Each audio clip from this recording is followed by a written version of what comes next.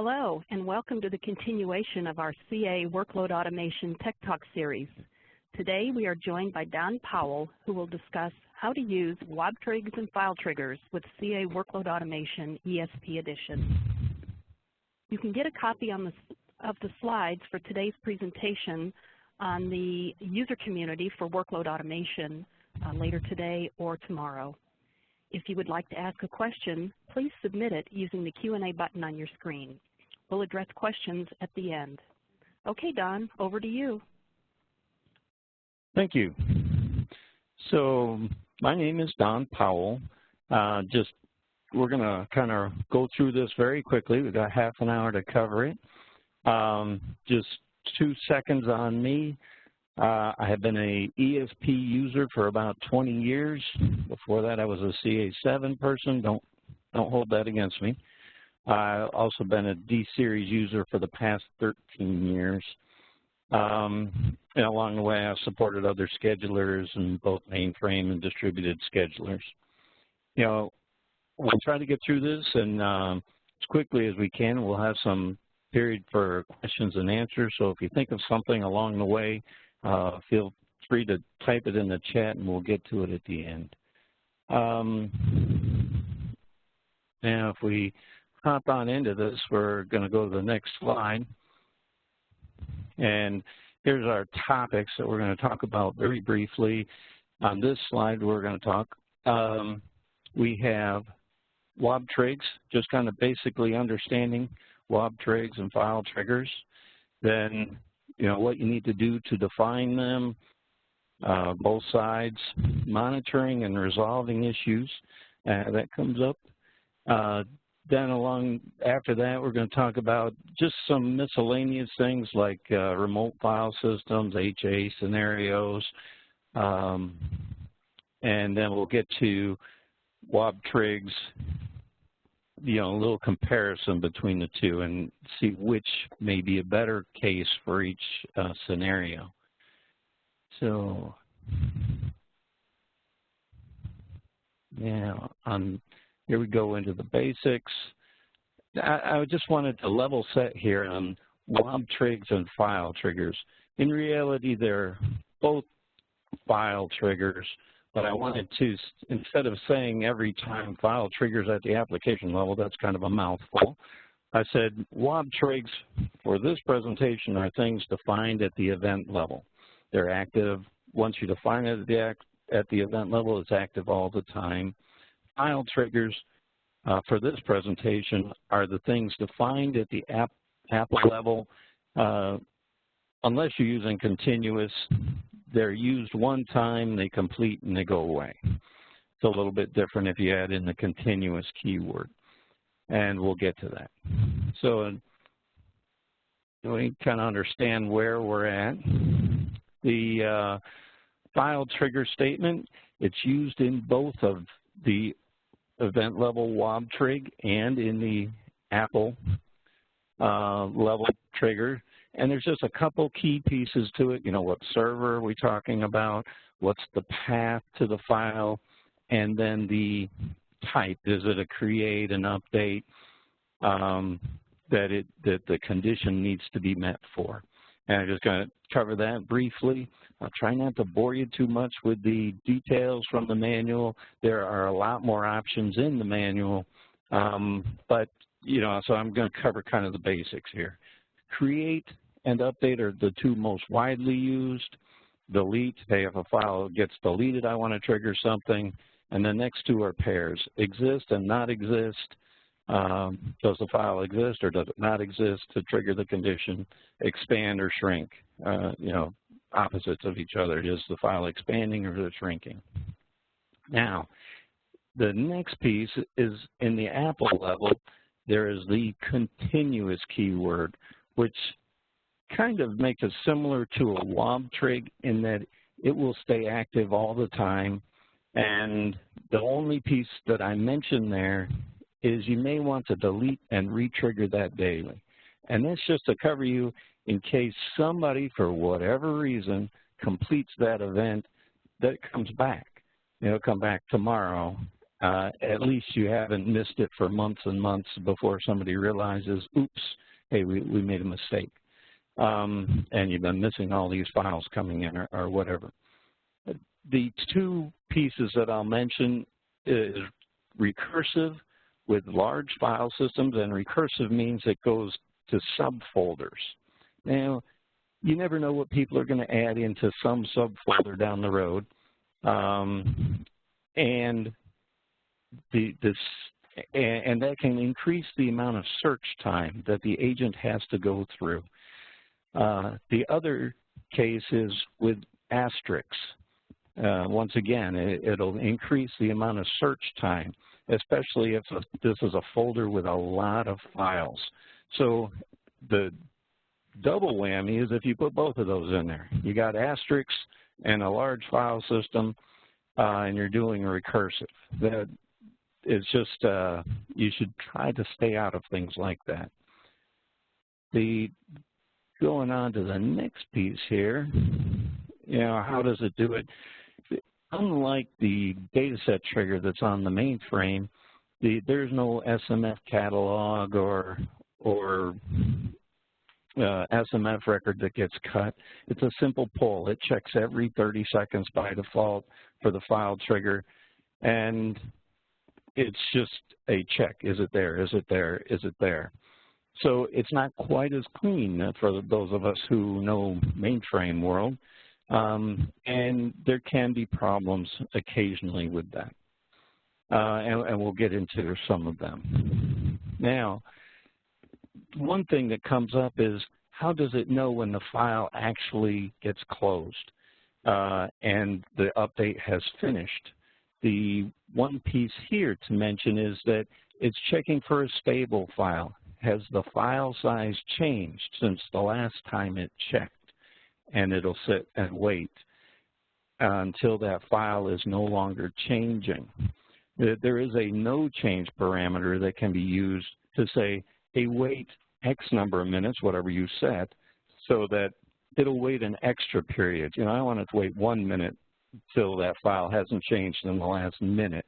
And then you feel that it is a stable file, everything's been updated. In a rare case, the case that rarely comes up, but an FTP is smart enough to say, oh, that file transfer got stopped in the middle, I'm going to start sending again. So it can stop and start, but that is a rare case, and it's usually very quick. You don't know, so it doesn't even trigger anything in that period. But it rarely comes up. And if we move on, Wobtrigs and file triggers defined. I'm going to stop here for just a second and mention it's part of our job as schedulers and people getting these and creating these to make sure that we get the correct information from the user and all the information from the user. It's a little pushback to say, hey, tell me everything about this file trigger. I want to know when it should arrive. I want to know what days it should arrive, what time it should arrive. If it doesn't arrive by that time, what am I supposed to do? And all the pieces to it. And in some cases, we get a sheet of paper that says, hey, every time you see the file, do this. Well, there's a lot more to that than that. And so it takes a little interrogation, I'll say, and a little struggle back and forth. So Wobtrigs, this is an example of a Wobtrig that is being set up in an event. The first one that's a little ways down is Wobtrig is before it gets saved. And so this particular case is looking for certain things on that file string on a certain agent. And then the bottom one is after the agent after that event gets saved. And what that shows is that it changed and it added some information. It shows that it added state monitored, and now that event is monitored for create. Now, that tells you, and it's the same in CSF, it shows you that it was able to go down, find the file, find the directory, put the file watch there, and it's going to start checking every 30 seconds from that point on.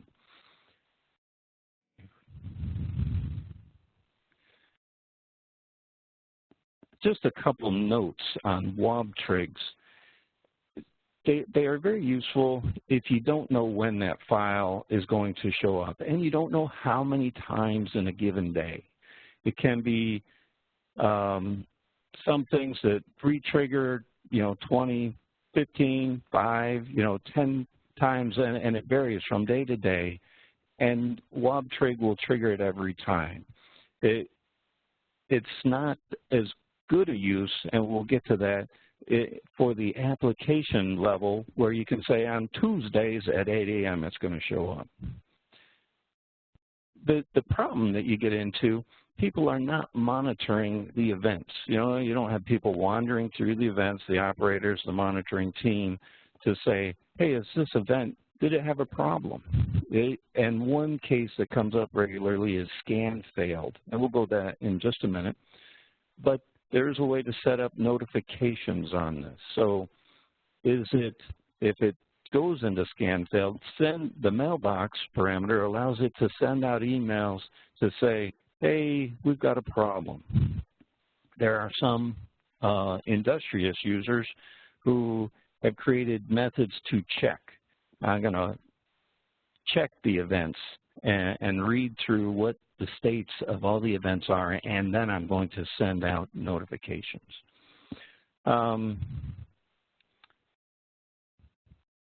So we're going to keep moving here. We've got to keep moving. We're burning time.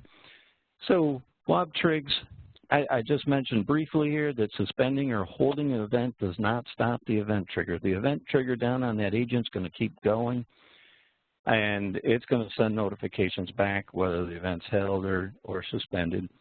The difficult one is using the keyword multiple, and I would not recommend that. It means wait for 2 files to show up. It's very difficult because they can get out of sync with each other. We're going to keep rolling along here. Now at the application level, here's an example. It just shows, in this case, it's waiting for a file that ends in *.temp, and in this case, it's a continuous one, meaning that every time that this condition gets met, it is going to trigger this alert named FTG1. For those of us, FTG1 means that there's an alert attached to it. It's going to trigger an event and build a new application every time that this create happens. So it's very similar to a Wobtrig.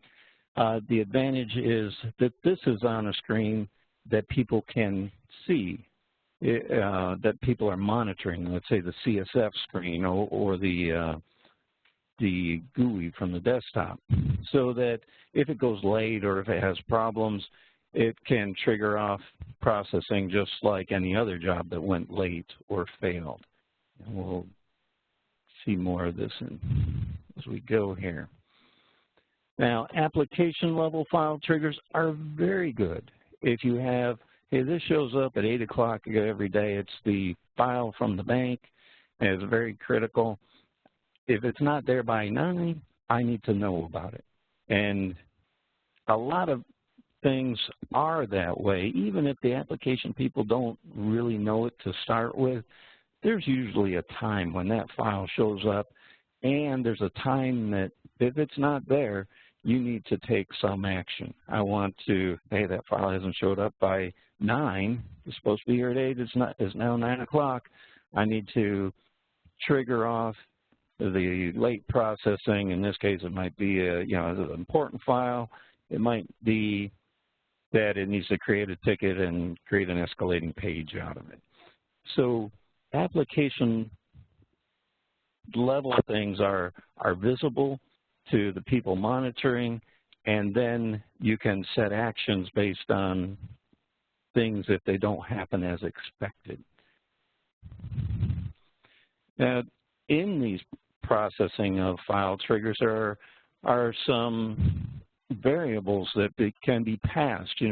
What was the file that actually just updated. In some cases, since you're using asterisks and you're using generic cases, you may not know what was the actual name. Well, these variables will tell you the agent that just got updated and the file that just got updated.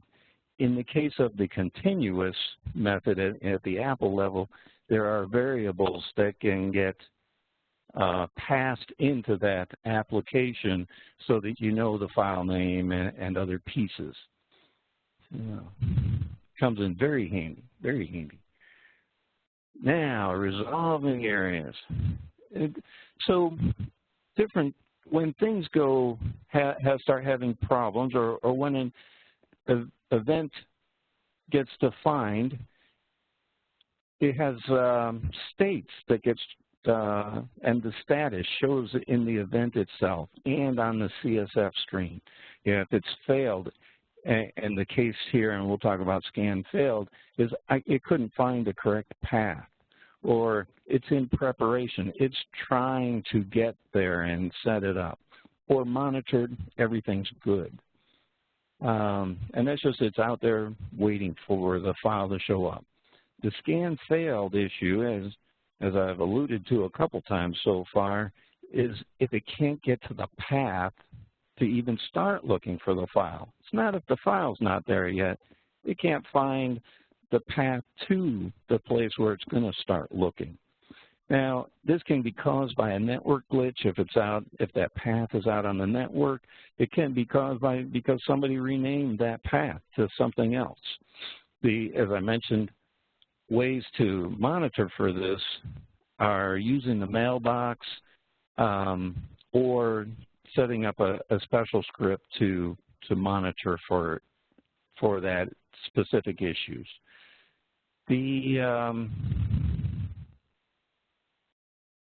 There are a couple ways to resolve scan failed. In a lot of cases, it's just a very brief outage. You might have a very brief outage to that file system, or network-wise, or the file system is unavailable for 30 seconds or something. And then if it goes into scan failed, then it's only going to try one time and it goes into scan fails. This method allows it to retry several times over a period, and then at least if it goes into, if it tries and can't find it, it's going to retry. In the example here, it's going to retry for 5 minutes. So now, if it's already gone into scan failed, now somebody needs to get it out of scan failed. And in theory, that path could become available, but once something has failed, whether it be a job or even an event here, in this case, you don't want it to automatically fix itself, because somebody could come back a few minutes later and say, I just got the notification that it's failed, and I look at it and it looks okay, and that's very confusing. So once it's in failed, it's just like a normal job. It's failed. And it takes a manual effort to get it out of failed status.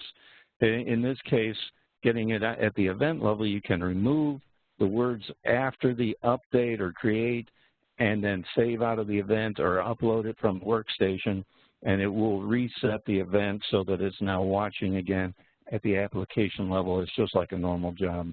Do a restart and go. Okay, now we're going to talk about file systems, HA scenarios. Now, in some cases, that path for that file system is out on some shared drive, someplace across the network, who knows where. It can be across the country, wherever it happens to be. The problem that people have is that the agent on that server is running it as an administrator, and that ID does not have authority to Timbuktu, wherever that file system is created. Well, the local system account has full authority on the box he's sitting on, but you can't grant that authority over to access level to someplace else. So people get into a little trouble trying to access these remote locations. There are ways around this. It's possible to have the agent run as a real user. Let's say a service account. Don't run it as Joe, because Joe might leave the company, but as a service account, and that can be set on the logon tab in the properties service. And then it will run as that user, and you can grant that user authority to anywhere out on your network just like you can a real person. It's also possible to make the location look local, so that if you mount that drive or mapping that drive, and mapping persistent is the key there, or making it a network location that's shown, that's available for that file system on that particular server. Now, agents that are set up with HA, and we're getting close to end time here, so got to keep moving, Can't talk any quicker. The agents that are set up with high availability, the agents that fail back and forth, and I'll use Veritas cluster, where the agent's active on server A and then it moves to server B. It is important to use application level file triggers in this case. If they are set up at the event level, and when it's on server A, the file trigger will get passed to server A, then it fails over, and oh, master understands B doesn't have it, so it passes it to B. Well, you know, server A may have gone down for maintenance or whatever, it passes out to B, but then A comes back up. The problem that this happens is that both can see the file trigger happen, especially if it's out on a shared drive someplace, and they will both send the trigger back to the master, and that file trigger will go twice, and that's never a good thing. At the application level, it's specific to a generation of the application, so the file trigger comes back, it satisfies Gen 53 of that application, and that job in that application can only trigger once. So that's the way to go with that. Now, using regular expressions come up in very handy if you have like a date at the end of the file. In this case, I got T question mark, and those question marks are placeholders. So it could be a date, or it could be a time stamp or whatever that you're not sure of. And it could be up to the specific spot you know, but you don't know the rest of it. And that way you can trigger off anything for those values. And it can be a combination of real characters and question marks, and in this case, asterisks. So that gets you through those. Now, a quick discussion of WobDefs versus file triggers in an Apple. WobDefs are the plain Jane, I'll call it. It's very difficult. It's easy to set up. You know, hey, I want to start watching for a file, every time I see that file show up, I need to do process A, B, C. It initiates the Apple, it builds, and off you go.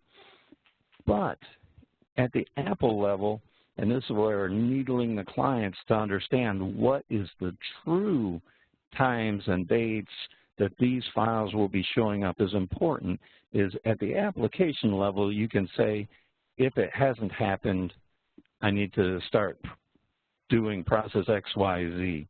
You know, if it shows up, run this job, but hey, if I haven't seen it, start my late processing, kick off, create tickets, notify whoever. And so overall, you have to understand which you may need, but making sure that you get the files and you're triggering the right stuff.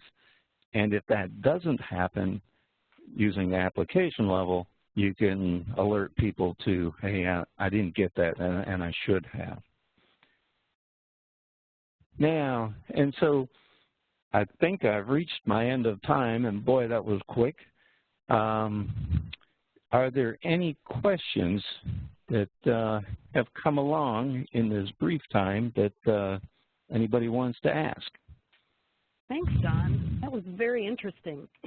If you would like to ask a question, please use the Q&A panel on your screen. So I don't see any questions at the moment. So go ahead if you have them and put them in your screen there and ask them. Don, in the meantime, can you flip over to that other slide that's at the top of the screen? I wanted to make all of the customers on the webcast today aware of our call for speakers that is now open for CA World 16. CA World is back at the Mandalay Bay Hotel in Las Vegas, Nevada, and it's the same time as last year, the week of November 14th.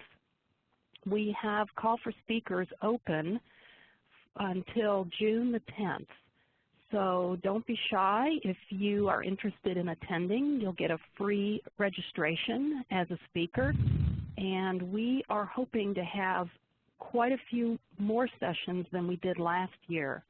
The other thing that we are working on right now is to try to get 2 or 3 more classrooms that are available for pre-con education. So while I don't know 100% yet if we'll get those extra rooms, we are planning to have additional technical pre-con education sessions available for not only our ESP customers, but also our other engine customers as well. So look for more on that. But I just wanted to make you aware that the call for speakers is now open until June the 10th. Okay, Don, you want to swap back? There is a question that has come out. They are the same, Rick. The WT file, I think, is the newer way, but they both work. Did you want to repeat the question for those who might be listening to the recording afterwards? Yeah. The question is the ESP-FT file the same as the ESP-WT file? And both of them are variables that can be used when the file trigger is triggered. So you can use a variable to capture, hey, what was the real name of that file? That's great. Okay. Any more questions out there? Well, we had quite a few attendees today, and I'm sure that there must be someone else with another question. Yeah, it was kind of the whirlwind tour of file triggers. That's a great job, Don. Where can customers go if they have any other questions on this particular topic? So they can email me directly, and my email is donald.powell@ca.com. And, you know, if they see any issues in the presentation, they say, oh, I know a better way to make it happen, or if they have a question, they can feel free to contact me directly. And again, that's donald.powell@ca.com. Great. Okay. Well, I see we are at the bottom of the hour, and people, I will let them get some time back in their day. So thanks again for your time, and today's presentation will be posted on the CA Workload Automation user community, and you'll be able to download the slides and view the replay from this session today. Thanks again for your attendance, and this ends our webcast.